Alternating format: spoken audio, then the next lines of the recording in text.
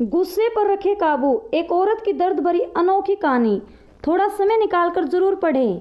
मेरा पति मुझसे 15 साल बड़ा था। हम दोनों बहुत लड़ाई झगड़ा करते थे। एक दिन मेरे पति को पैरालाइज हो गया। अब वो बिस्तर पर पड़ा रहता है और रोता रहता और रोते रोते स्टोर रूम की तरफ इशारा करता रहता। मैं स्टोर रूम में जाकर देखती तो वहाँ कोई भी नहीं होता था। अचानक एक दिन मेरे पति का देहांत हो गया। उसे मरे हुए हफ्ता ही गुजरा था कि मुझे उसके इशारे याद आने लगे। एक दिन नौकरानी नहीं आई थी तो मैंने सोचा आज मैं स्टोर रूम की सफाई कर लेती हूँ। मैं वहाँ सफाई करने चली गई और जैसे ही मैंने स्टोर रूम का दरवाज़ा खोला मेरी जान निकल गई, क्योंकि स्टोर रूम की सफाई करते हुए मुझे वहाँ कहते हैं भगवान सबके साथ इंसाफ करता है, कुछ लोगों के साथ इंसाफ हो जाता है और उन्हें पता भी नहीं चलता। मैं भी उन्हीं लोगों में से थी। मेरा नाम कविता था। मैं बहुत ज़्यादा खूबसूरत तो नहीं थी। मेरा माता पिता ने मेरी शादी एक बहुत बड़े आदमी से कराई थी जो बहुत बड़ी पोस्ट पर था, लेकिन मुझसे 15 साल बड़ा था और उसके सर पर एक भी बाल नहीं था। हम सब साथ बाहर घूमने जाते तो लोग मुझे उसकी बेटी समझते थे। उसने मुझे कहा कि मैं ज़्यादा खाना खाया करूं ताकि मेरा भी वज़न बढ़ जाए और मैं भी उसके जितनी उम्र की लगने लगूं। मैंने मजाक में एक दिन कह दिया कि आप अपना वज़न कम क्यों नहीं करते। उसे गुस्सा आ गया। उसने मेरे गाल पर ज़ोरदार थप्पड़ मारा। अभी हमारी शादी को हफ्ता भी नहीं हुआ था कि उसने मुझे इतनी ज़ोर से मारा कि मैं ज़मीन पर गिर गई। उसने कहा औरत हो औरत बनकर रहो, मेरे सर पर बैठने की ज़रूरत नहीं है। मैं अच्छी तरह से जानता हूँ तुम औरतों को अगर तुम्हें काबू में ना रखा जाए तो तुम पता नहीं क्या करो। यहाँ इस घर में तुम मेरा खाती हो, मैं ही तुम्हारे लिए सब करता हूँ। तुम्हें कोई हक नहीं मेरा मजाक बनाने का। मैंने कहा मैं मजाक नहीं बना रही थी, लेकिन उसने मेरी इतनी सी बात का बहुत बुरा मना लिया और बहुत दिनों तक मुझे ताने देता रहा। वो मेरे लिए जैसी ऐसी चीज़ें लेकर आता था जिससे मेरा वज़न बढ़ जाए।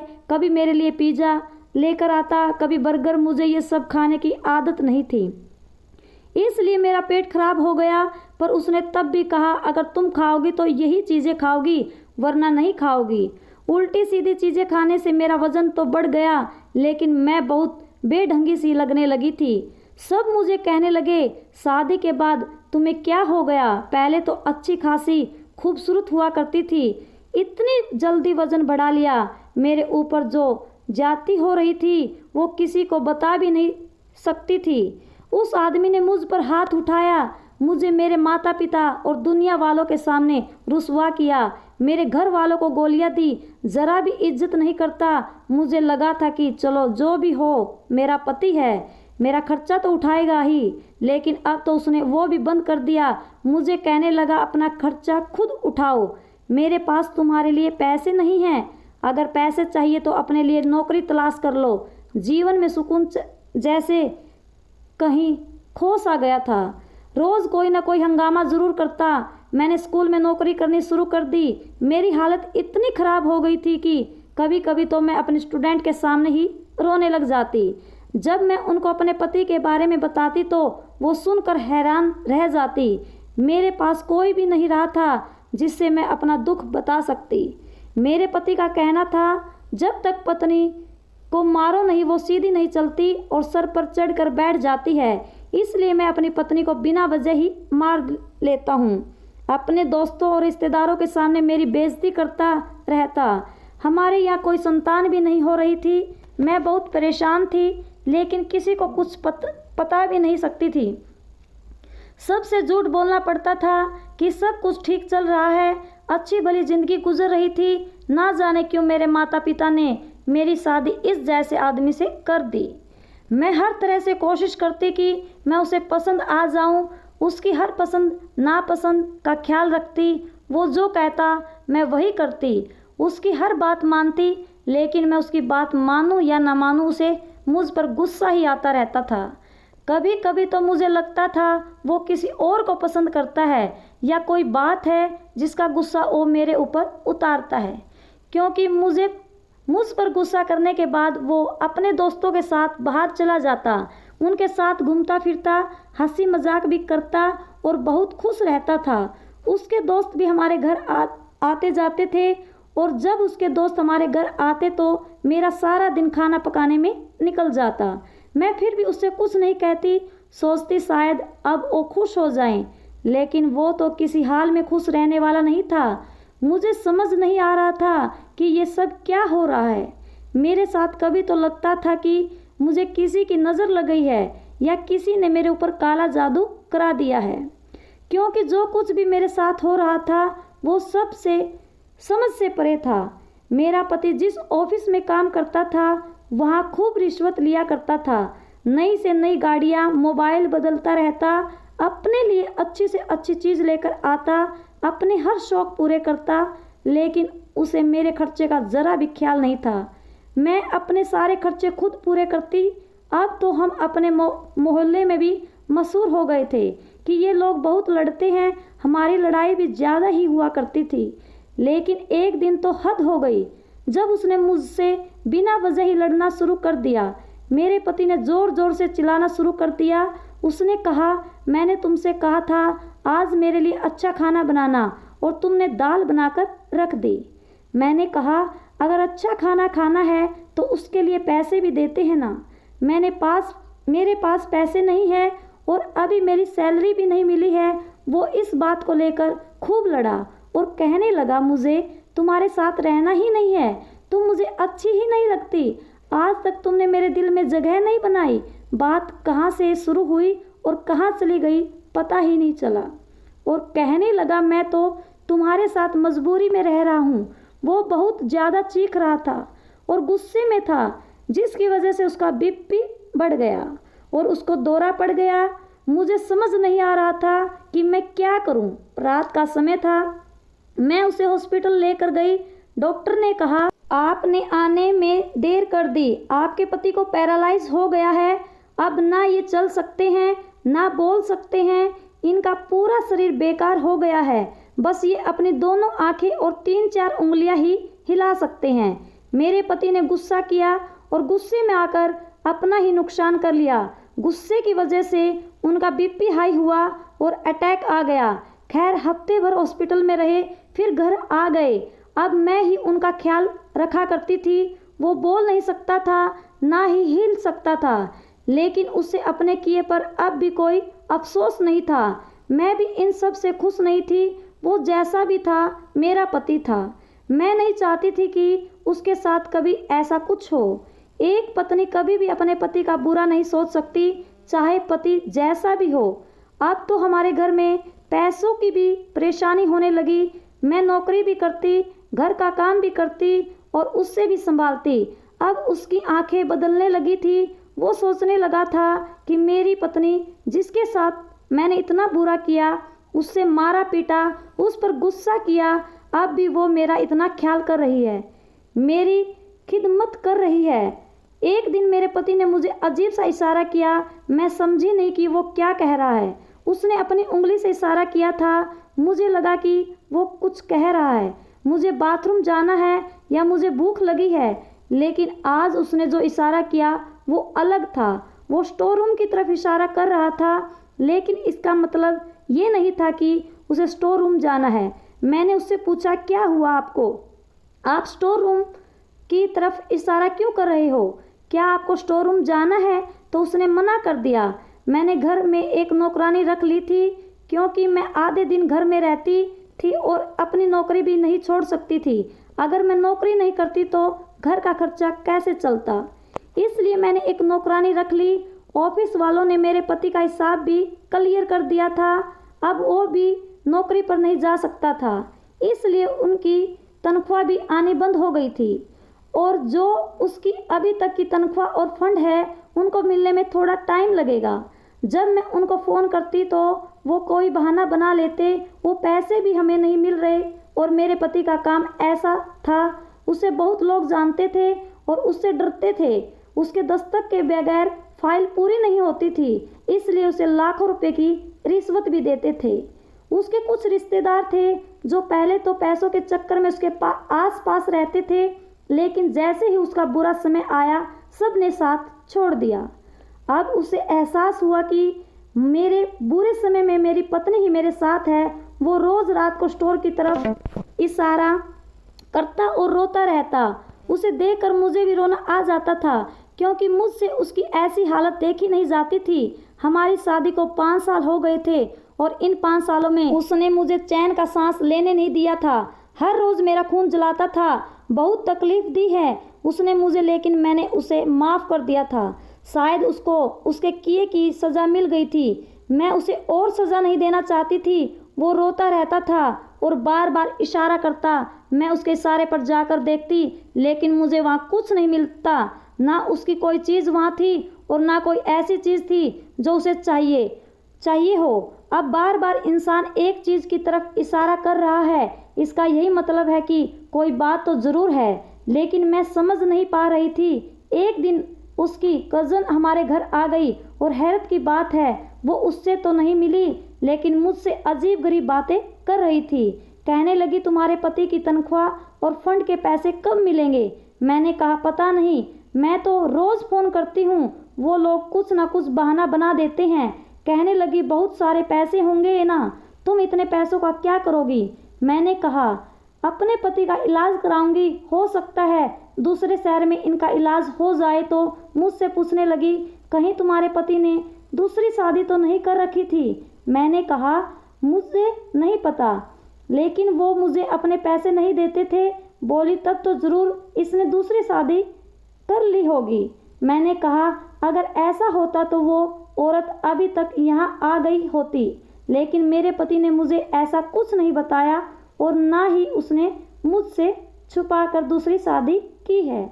उसने कहा, तुम झूठ बोल रही हो, इसकी सारी दौलत तुम्हारे पास ही है। ये कई लोगों से लाखों रुपए रिश्वत लेता था, तुम्हारे ऊपर ही उड़ाता होगा, तुम्हारे नखरे देखता होगा। मुझे भी गुस्सा आ गया।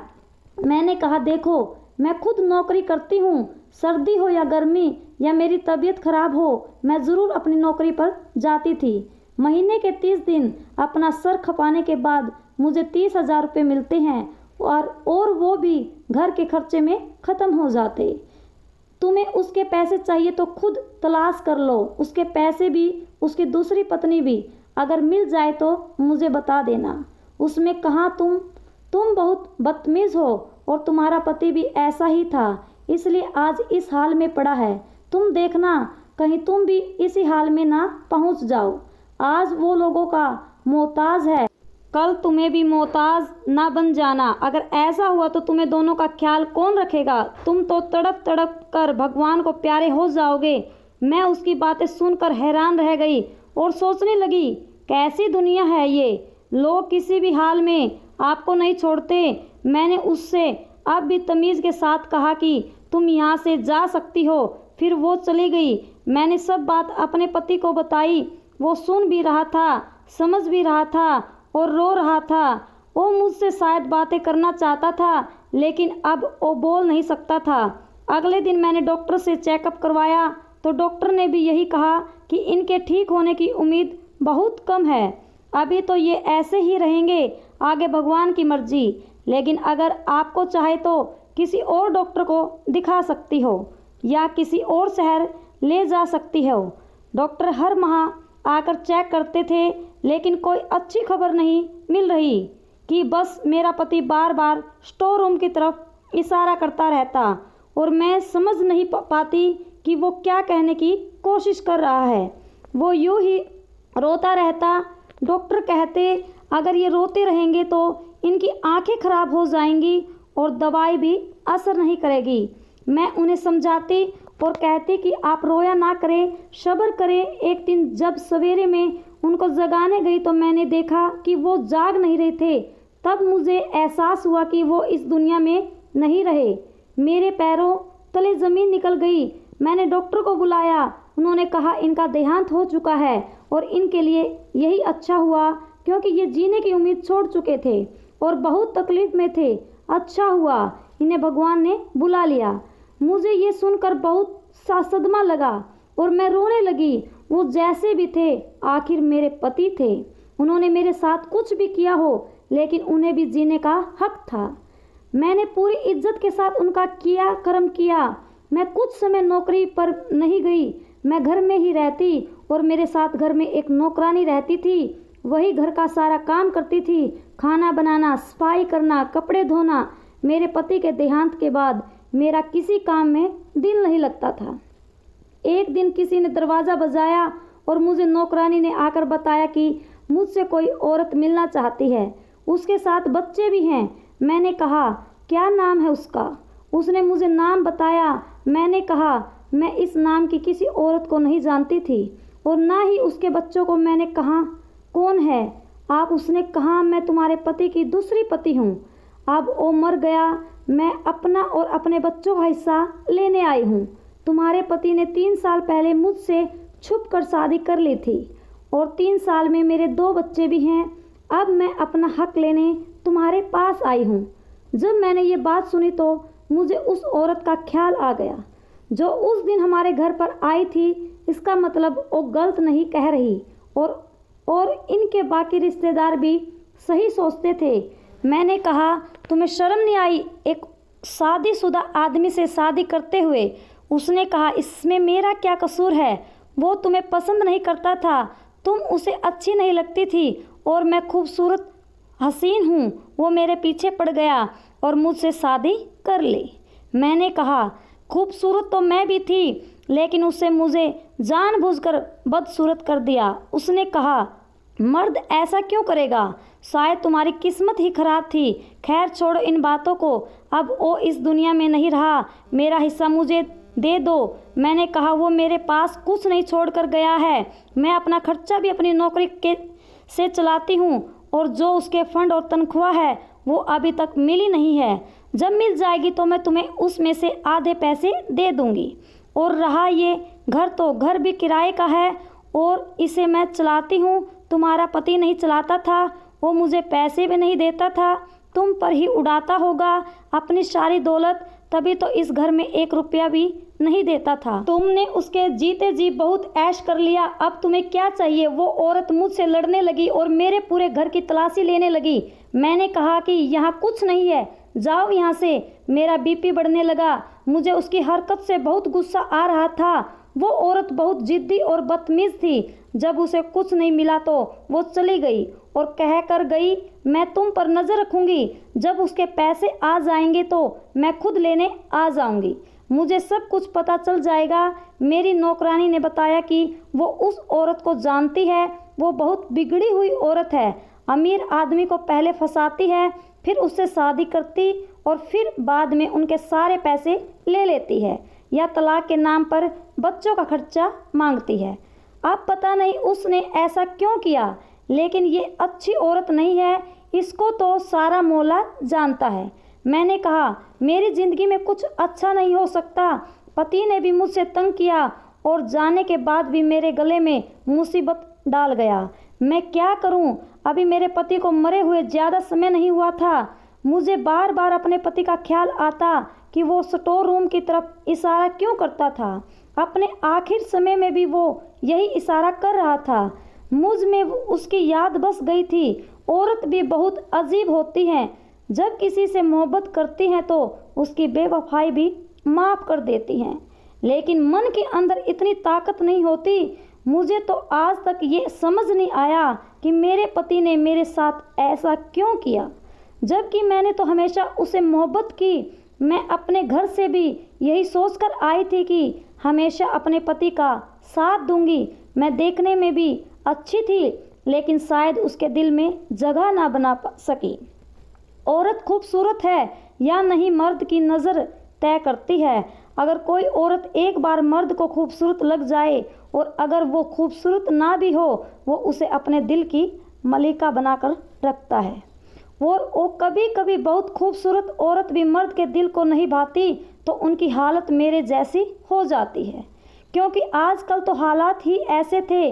मैं अब दिन भर रोती रहती थी, खाना भी नहीं खाती थी, हर समय दिमाग टेंशन में रहता था, लेकिन मेरे पास अब क्या रह गया था। मेरी उम्र भी अभी कोई ज़्यादा नहीं हुई थी, मुझे किसी से शादी भी नहीं करनी थी, मेरा ऐसा कोई इरादा नहीं था। मैं सिर्फ अपनी ज़िंदगी चैन सुकून से और अपने तरीके से जीना चाहती थी और मेरे दिल में अब कोई चाहत बाकी ना रही थी। मेरी ज़िंदगी का कोई मकसद नहीं था। मैं घर में ही रहती, मेरे पति के पैसे भी नहीं आ रहे थे और उनकी दूसरी पत्नी फ़ोन कर करके मुझे परेशान करती रहती, पैसों का पूछ कर मुझे तंग करती रहती। मेरे पास सब पैसे ख़त्म हो गए थे। मैंने नौकरानी से भी कहा वो काम छोड़कर चली जाए, मैं अब उसको पैसे नहीं दे सकती। मैं हैरान रह गई जब एक दिन वो मेरे लिए खुद अपने घर से खाना बनाकर लाई और कहने लगी, आप बहुत अच्छी है मैडम, आपने मेरा बहुत ख्याल रखा है। मेरे पास इतना ही है मैडम,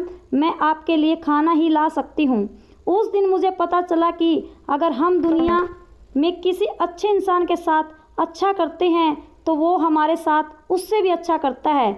उसके पास तो खुद कुछ नहीं था, वो गरीब थी, 4 बच्चे थे। मैं उसके ऊपर बोझ नहीं बनना चाहती थी।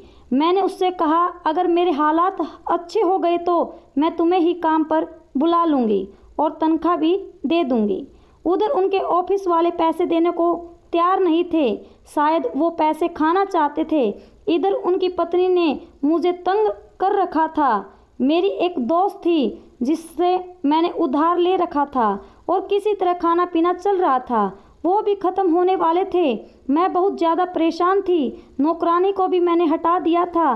घर भी कुछ बहुत ज़्यादा गंदा हो रहा था, वैसे भी करने को कुछ नहीं था। मैंने सोचा आज सफाई कर लेती हूँ। मैं स्टोर रूम में चली गई। वहाँ जाते ही मुझे अपने पति की याद आने लगी।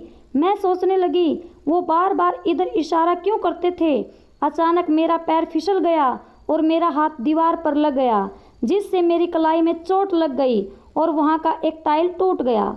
जब मैंने उस तरफ देखा तो मेरे पैरों तले ज़मीन निकल गई। मुझे यकीन नहीं हुआ कि मेरी आंखें क्या देख रही हैं। इस दीवार के पीछे एक कमरा बना हुआ था और उसमें एक तिजोरी बनी हुई थी। जब मैं अंदर गई तो मेरे पैरों तले ज़मीन निकल गई। उसके अंदर ढेर सारी दौलत, सोना चांदी और ना जाने क्या कुछ था। मैं समझ गई कि वो इसी तरफ इशारा क्यों करता था, लेकिन बता नहीं पाता था। जैसे कि मेरे पति के बारे में मशहूर था कि वो बहुत ज़्यादा रिश्वत लिया करता था, शायद ये सब उन्हीं रिश्वत के पैसों का बना हुआ था। मैंने सब सामान वहाँ से निकाल लिया और उस जगह को बंद कर दिया और पहले की तरह कर दिया ताकि कोई पहचान ना सके। अगले दिन मैंने नौकरानी को बुलाया और कहा कि घर का सारा सामान पैक कर दो, मैं यहाँ से जा रही हूँ। वैसे भी ये घर किराए का है। मैं सोच रही थी दौलत में से कुछ हिस्सा अपने पति की दूसरी पत्नी को दे दूं, लेकिन नौकरानी ने बताया कि वो दोनों बच्चे उसके नहीं थे। वो झूठ बोल रही थी, वो बच्चे किसी और के थे, वो आपके पति के बच्चे नहीं थे। वो औरत हमारे मोहल्ले में रहती है। कल एक आदमी आया था और अपने बच्चे लेकर चला गया। हो सकता है आपके पति ने उससे शादी ना की हो, वो झूठ बोल रही हो, क्योंकि ये औरत ऐसे ही ड्रामा करके पैसे ऐंठती है। मैं खामोश उसकी बात सुनती रही। मैंने नौकरानी को उसकी तनख्वाह और कुछ पैसे दे दिए। उससे लगा शायद मुझे ऑफिस से पैसे मिल गए हैं, लेकिन ऑफिस वाले तो पैसे खा कर बैठ गए थे। मैं वहाँ से चली गई। मैंने कुछ सामान भी उसे दे दिया और थोड़ा बहुत सामान अपने साथ लेकर दूसरे शहर में चली गई। वहाँ पर ही मैंने नौकरी करनी शुरू कर दी। आज मेरे पास घर भी है, गाड़ी भी है और मैं अपने पति के नाम से एक अनाथ आश्रम बनवा रही हूँ, क्योंकि ये पैसे उनके ही थे, उन्हीं ने रखे थे और वो मुझे देना भी नहीं चाहते थे, लेकिन शायद किस्मत को यही मंजूर था। ये पैसे मुझे ही मिलने थे। मैं इन पैसों से कोई अच्छा काम करना चाहती थी। ये सब सुनने में अजीब लगता है, लेकिन मेरा पति मुझसे 15 साल बड़ा था। उसने इतने सालों में ये पैसे जमा किए थे, लेकिन वो इसे खर्च नहीं कर पाया।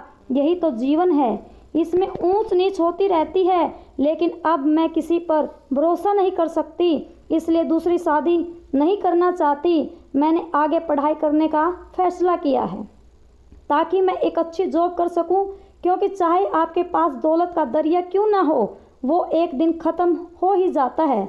मैं अपने पति को खुशी से याद करती हूँ और उसकी आत्मा के लिए भगवान से प्रार्थना करती हूँ, क्योंकि वो जैसा भी था मेरा पति था। दोस्तों, उम्मीद करती हूँ आपको हमारी कहानी पसंद आई होगी।